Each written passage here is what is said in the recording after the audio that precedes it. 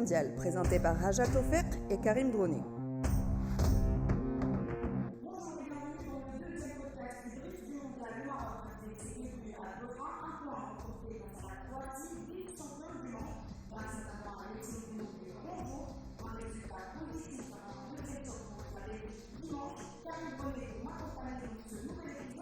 Bonjour Ajar, bonjour à toutes et bonjour à tous.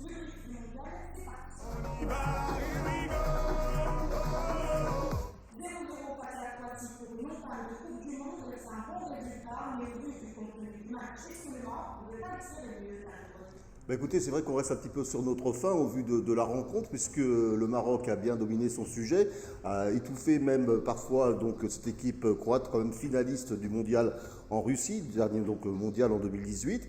Je pense qu'ils auraient pu se créer davantage d'occasions et surtout être plus performants dans les phases offensives, notamment lorsqu'ils sont dans la surface de réparation. C'est toujours le même problème, on n'arrive pas à concrétiser, on hésite aussi à tirer de loin et ça c'est un petit peu dommage.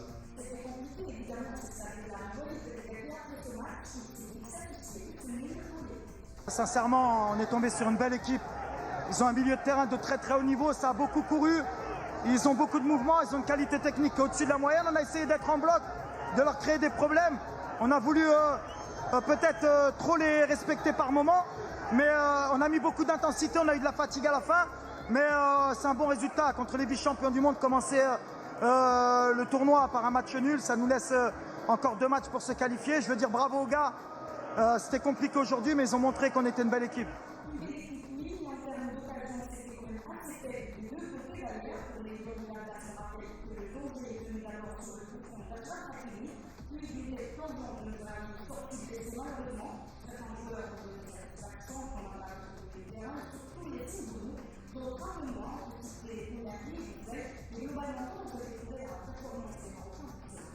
Globalement, je disais, ils ont été plutôt actifs, ils ont été très combatifs, mais c'est vrai qu'il y a quelques éléments qui n'ont pas donné satisfaction. Je pense notamment à Zazouli, qui a complètement manqué son entrée dans la compétition. Il a eu 2 occasions, il a même oublié le ballon au passage. Donc il y a des ajustements à faire, notamment aussi dans la transmission du ballon. Là, je reviens un petit peu sur ce que vous disiez sur Mrabet. Je trouve qu'en fin de partie, il a été quelque peu dangereux parfois dans ses relances et surtout des relances dans l'axe. Ça permet évidemment aux Croates de foncer directement vers le but de Bounou et ça c'est un petit peu dangereux, donc il va falloir réajuster à ce niveau-là. Et puis c'est vrai aussi que sur les ailes, les latéraux comme Bouffal auraient pu donner davantage. Ziyech aussi, on l'a trouvé un petit peu terne, pas aussi combatif que d'habitude, même s'il était excellent dans les phases de récupération du ballon.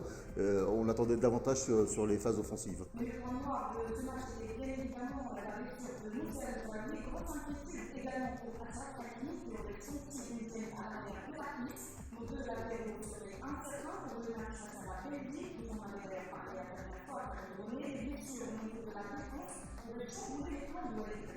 Certainement, en tout cas, il y a quand même un élément de satisfaction, c'est la rentrée en jeu, la montée au jeu de Aïtla qui a parfaitement tenu son rôle.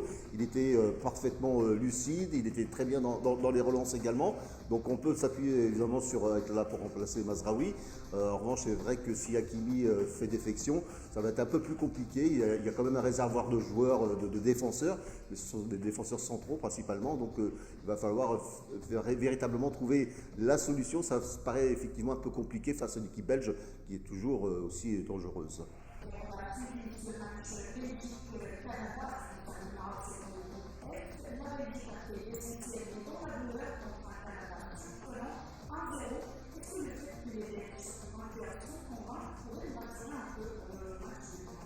Oui, a priori, on peut dire qu'au vu de ce qu'ils ont donné face à cette équipe canadienne, tout est possible. Je pense que le Maroc a ses chances. Mais attention, le niveau de jeu a été particulièrement élevé par l'équipe canadienne.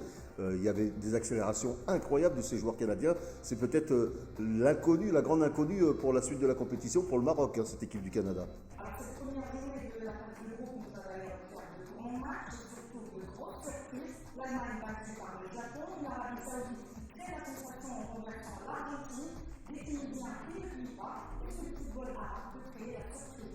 Ah bah on aimerait bien, ce serait quand même une première hein, si le football arabe pouvait se distinguer. En tout cas, on peut compter sur cette équipe saoudienne et surtout sur le renard des surfaces. Je pense à Hervé Renard, donc le coach qui connaît très bien son équipe, qui l'a bien préparé. Et c'est vu justement lors de ce match des Saoudiens qui ont réussi donc à s'imposer. Pour la Tunisie, c'est une équipe qui reste encore solide. Tenir la dragée haute au Danemark, il faut le faire, donc c'est plutôt encourageant. Maintenant, on compte aussi beaucoup sur le Maroc pour aller très loin dans la compétition.